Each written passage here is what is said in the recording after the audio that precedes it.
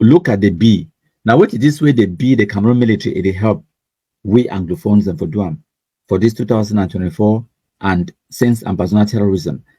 The B, the Cameroon military, they help for construct schools, renovate schools, build back bridges the way Amba terrorists don't destroy them, so that we Anglophones they get access to markets, access to healthcare, to education. Okay. Now the bid in that, when I put evidence on the screen for now, where they don't donate desks and books and resources them so that picking if you go school. And when I say, for example, I be that way, they renovate schools so that picking go for school.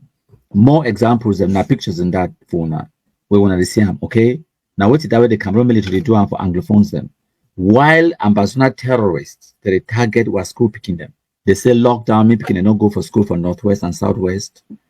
They plant bombs then for market for kill 11-month-old picking them and their mommy and women the way they can go and buy okra and jangra for go feed their families them.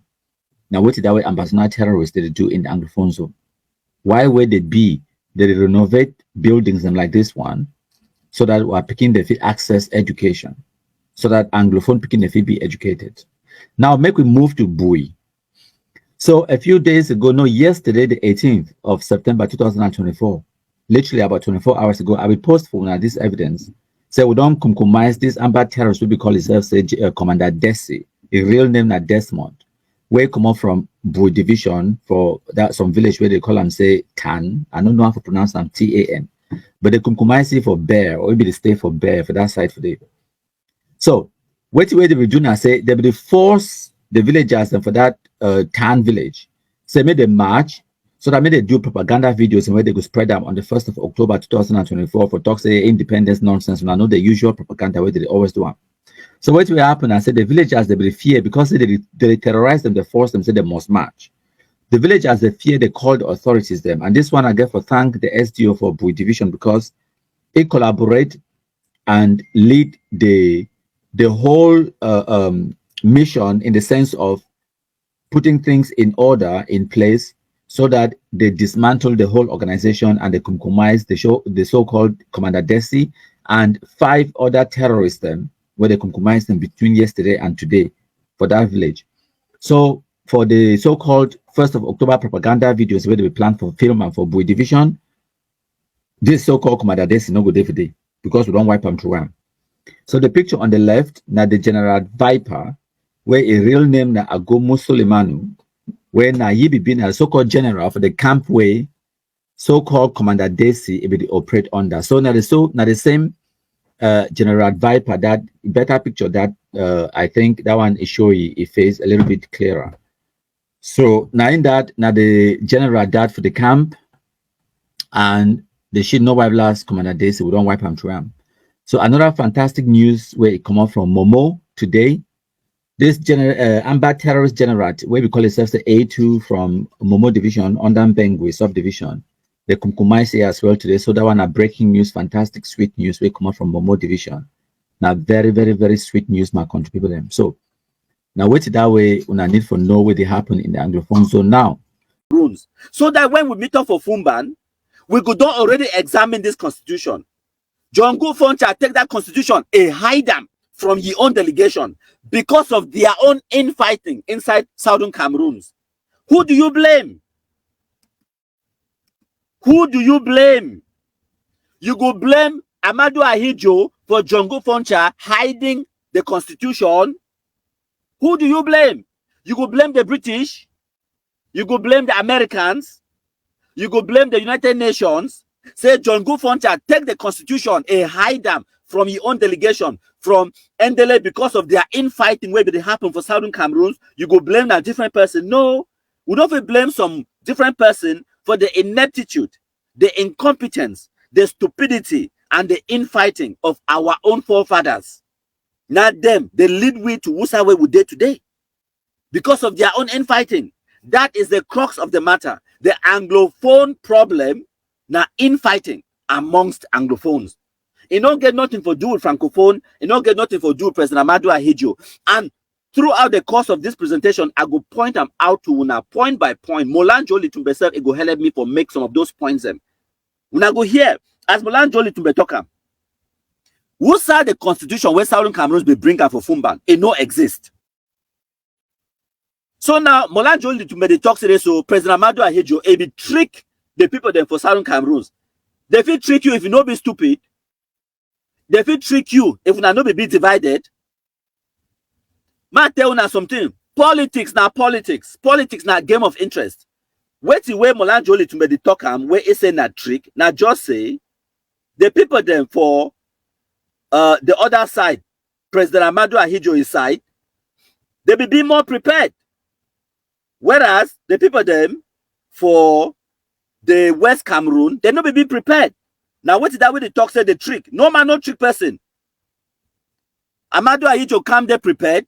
Jongo Foncha, it not be prepared. They be fight amongst themselves. That's not a trick. It's not a trick. They negotiate. They convince you with your own argument. You fall for your argument. Then you want to blame me some 30-something, 40-something years later. That's not how life works. So, leave that one so. When I listen now to wait away Molan Jolly to make a talk for this video number 3, my country people them. When I listen. Went into its own parliament and passed this law number 24 stroke 61, showing it was the 24th law since it became independent, and created what they termed the Federal Republic of Cameroon, that it would come into effect on 1st of October 1961. And that law received the seal of the president who promulgated it on 1st of September. When Southern Cameroon was firmly under British colonial administration, in no position to discuss its future without the concurrence of the British government. So Ahidjo passed that law and unilaterally created a federal constitution on 1st of September, when Southern Cameroon was not a party, amending the initial constitution of La République du Cameroun, which was passed into law, I think, in February of 1960. That was the constitution which was being amended, and they designated it the Federal Republic of Cameroon. Okay. And that constitution provided that effective 1st of October, they are going to take over the former British territory of Southern Cameroon and create a federation of 2 states. The law, please listen to me carefully, the law establishing the Federal Republic of Cameroon was a law of the former territory of East Cameroon, La République du Cameroon. So when I don't hear what the way Molan Jolly to come up and talk say, the law, the federal constitution will be adopted, it be adopted now only for the French Cameroon. This also talk and say this, so that law it be get the seal and the signature of the president of Cameroon, Amadou Ahidjo. And at that time, for 1961, the former British Cameroons, it not be there in any position for negotiate their own future because they not be get sovereignty. So they not be fit to negotiate their future without the concurrence or the agreement of the British, which is true. Now, why that way? President Amadou Ahidjo, before he be passed that law for ye own parliament, he be get agreement with the British, knowing fully well say they get arrangements in place for transfer sovereignty before the 1st of October 1961. Now, why that way? He restructure your country, change the constitution where it will go into effect on the 1st of October 1961. You see, you know, if you wait until rain start fall before you start the roof your house. You get to build your house roof for dry season before rain come. You know, going to wait until time when rain don't start fall. When I be thinking say we go wait till 1st of October before President Amadou Ahidjo before go sign a law for restructure the country. No, that's not how systems work. With the work anticipating things. So President Amadou Ahidjo all along it be there in discussion with Jongo Foncha and the British Ordering Council, the commissioner will be based in Boya. and the British ambassador for Yaoundé. All along, all these discussions and arrangements and agreements were taking place. I might tell you now, wait way these people them like Molan Joli Tumbe and the people the way they talk about former Southern Cameroons, wait way they don't want to tell you and I say wait. 3 very important things that happened on the 1st of October 1961. 3 very important things that happened. The first thing we happened, I say, the British Crown, they relinquish sovereignty over the territory of the Cameroons under United Kingdom administration. On the 1st of October, they relinquish sovereignty over that territory called Southern Cameroons. They lose that territory. They lose control. They lose power over that territory. Now, who's the power go? The power is being transferred to President Amadou Ahidjo on that 1st of October 1961. What will happen for former French Cameroon, where by that time it be the Republic of Cameroon, sovereign state, where it gets sit at the United Nations. That country ceased to exist on the 1st of October 1961. That country where President Amadou Ahidjo be controlling, it ceased to exist. Okay? It become East Cameroon, when a federated state within one country called the Federal Republic of Cameroon. Now, what happened for former British Southern Cameroon nationality? That former British Southern Cameroon too, it also ceased to exist, and it becomes West Cameroon, when a federated state within the Federal Republic of Cameroon. Now, the Republic of Cameroon, where it became a sovereign nation with a seat at the United Nations, it be get a constitution when are the laws of the land. That constitution, it be debated in their parliament. It be passed in their parliament and it be signed into law by President Ahidjo for their country because they're a sovereign nation. In order for change anything in that country, they begin to go back for that their law and constitution for change. They no fit change that country without revisiting the constitution. So President Amadou Ahidjo be need for convene the parliament back, propose to them, say, now wait, this will be at the discuss on the international level with the British and with the territory known as Southern Cameroons for happen on the 1st of October 1961. It need the permission of the people of the Republic of Cameroon for agree before it could change the form of state from a unitary state to a federation. It need the people their permission. Now, why that way? It take that constitution amendment to ye people through the people, their representatives in the parliament. Say, make una debate on this law. If una agree on the law, una pass them, una vote on the law, I go sign them, and then it will take effect on the 1st of October 1961. That is how law is done.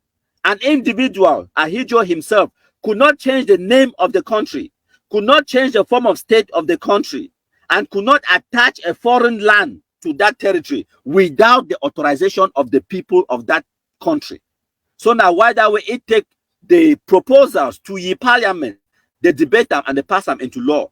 That law, it be bind the people them of the former French Cameroon to that federation. Now that law, that constitutional amendment for French Cameroon, that's what happened. Remember, say, the people them of Southern Cameroons, they be vote for plebiscite for 11th of February 1961 for join French Cameroon.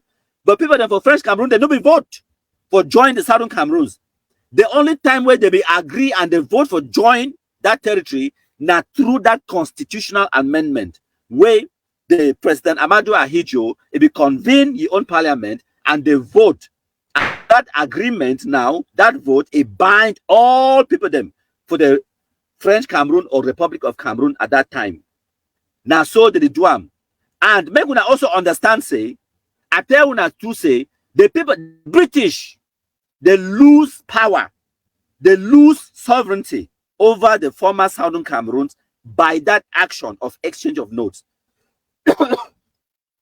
Where it means, say, for British Parliament, for London, whenever when I hear Molan Jolly to me talk say Whitehall, Are they not for UK? No, are they for London? I know these things. Whitehall is a place that I've even worked there. When it talks about Whitehall, it talk now the seat of government in the United Kingdom. So the people then for the United Kingdom, they will also convene their parliament at the seat of power in Whitehall, in the British Parliament. And they vote and agree they will relinquish authority for the Southern Cameroons. Make una understand these things. These things are written in law. No mean that I say they want me tell me say I be think say no. These agreements are international documents that are debated by intellectuals. They agree on proposals and resolutions, and the bill is passed into law and are signed into law. These things are written down. No be na your feelings. No be na I say. No be na some person be talk say. Some person be argue say. Some person be debate am say. It be na some person in your opinion. No, these things are written down. So for British Parliament, there be debate for them. Now, why that way Molanjoli to Meteuna say the order in council, the so-called British or the Constitution for Southern Cameroon. So now remember that document where this quack Ashu Emmanuel, so Barrister Ashu Emmanuel be the wave and for una face the talk say British Cameroons they had a constitution. They had a constitution. That constitution was debated in London. Now the British Parliament it pass them into law. Now British law, no be Southern Cameroon's law.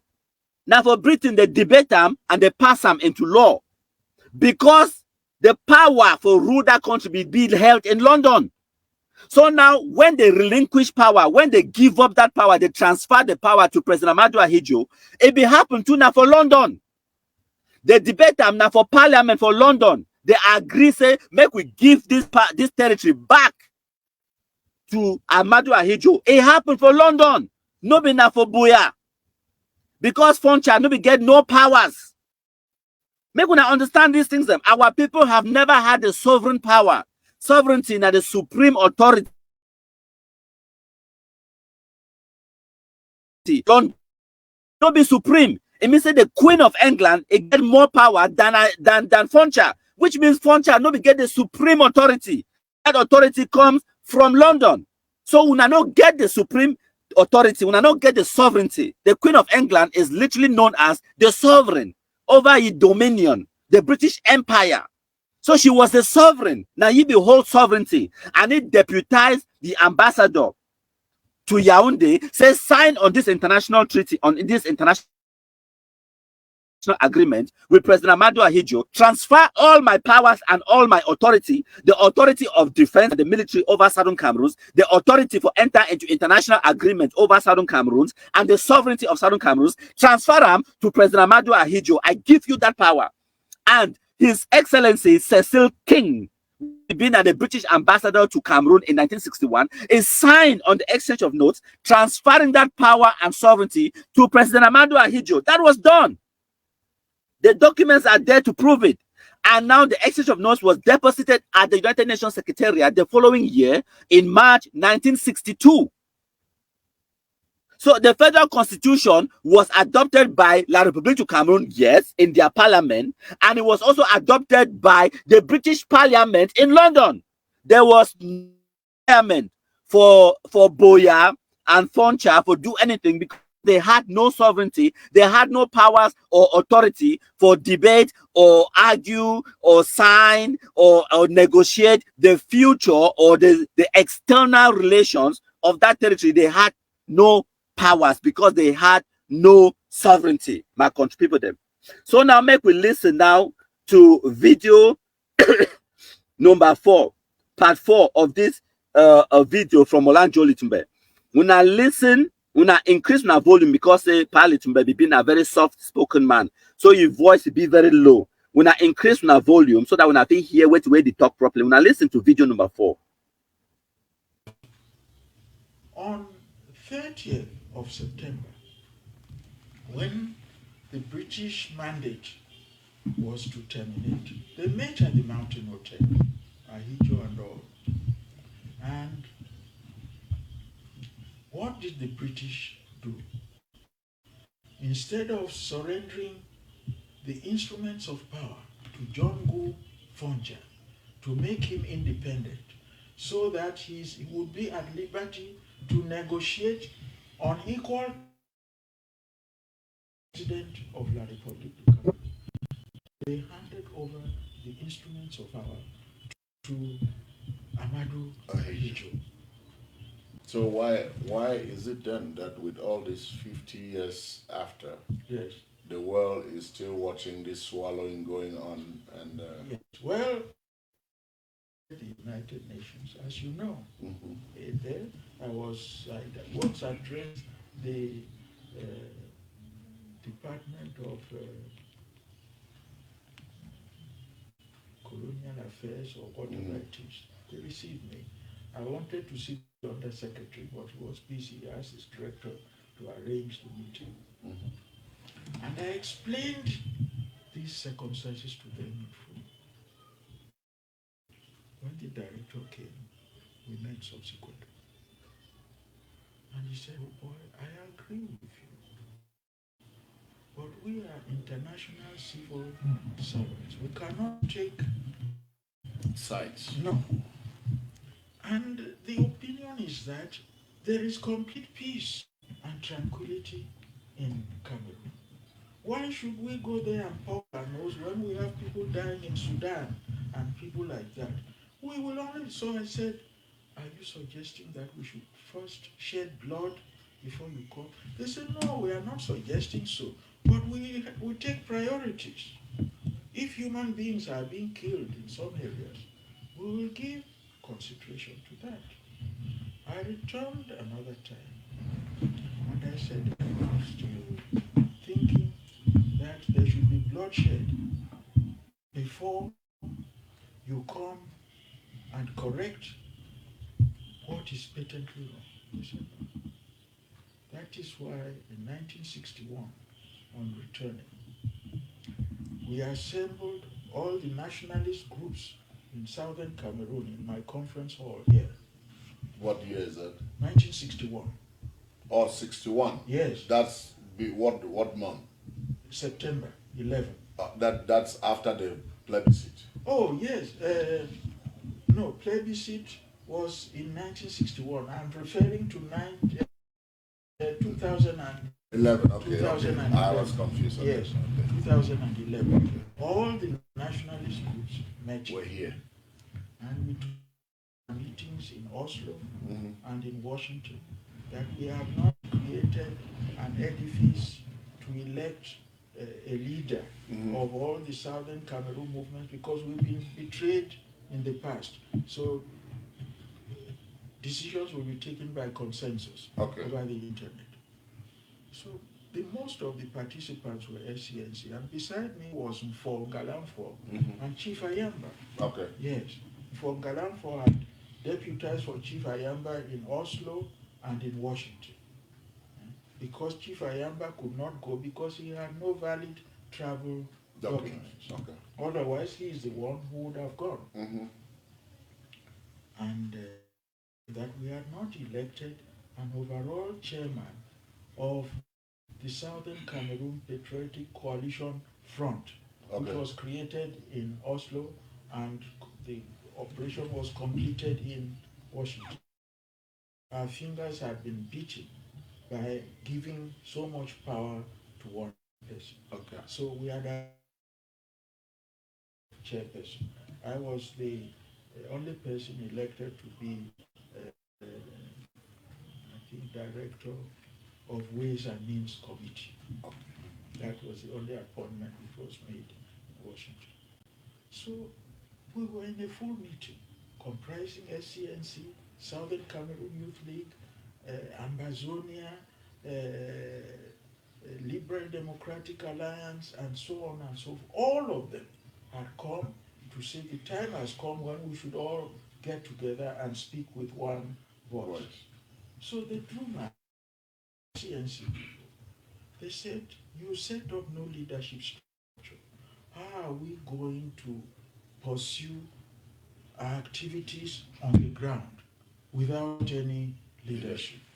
And that their suggestion was that there and then they would create a governmental structure leader who will speak on their behalf and elect people.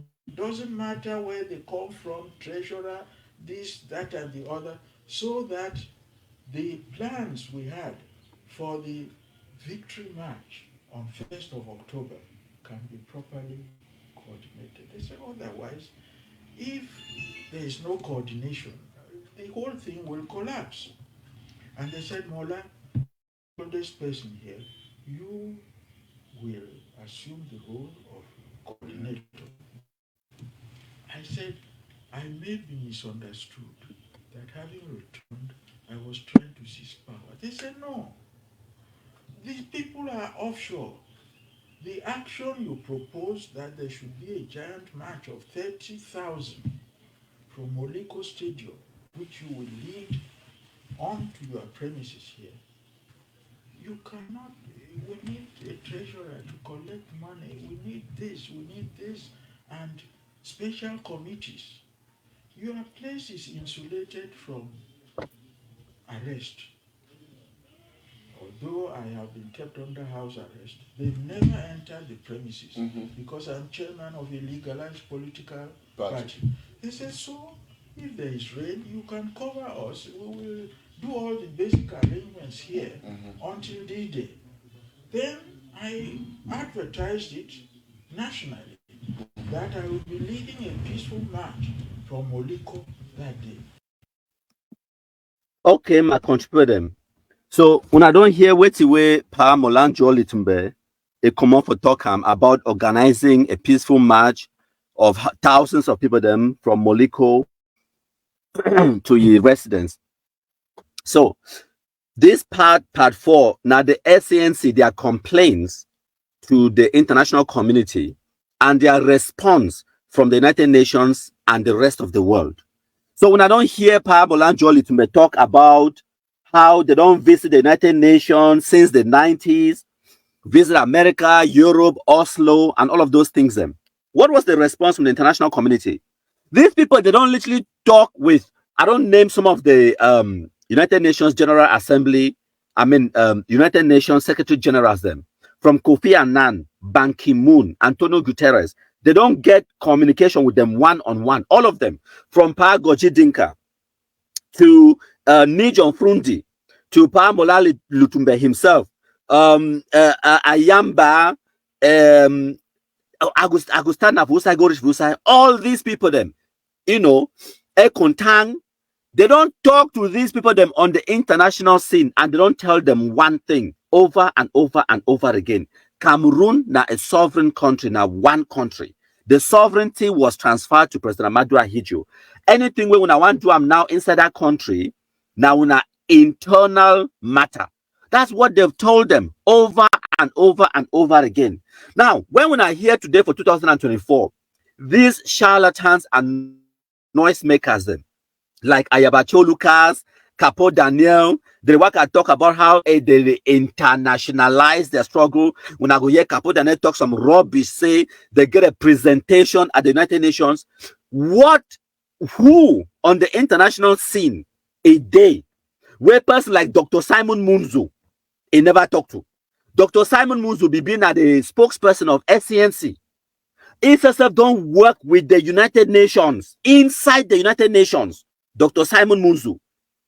So who they for this world where Capo Daniel think say he go talk for the United Nations where Dr. Simon Munzu no get a direct contact one-on-one.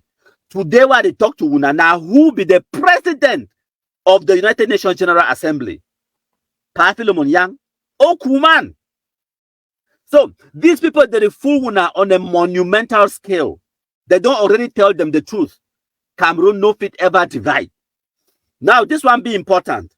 Because on all these visits, the way they visit on the international scene, United Nations, America, and all the rest, they tell them, say, the only way for them to get their voice out, now for form a political party inside Cameroon, speak with one voice, galvanize your own population for vote you in position of power. When you don't take over the power, and then you feel enact the rules the way you want them.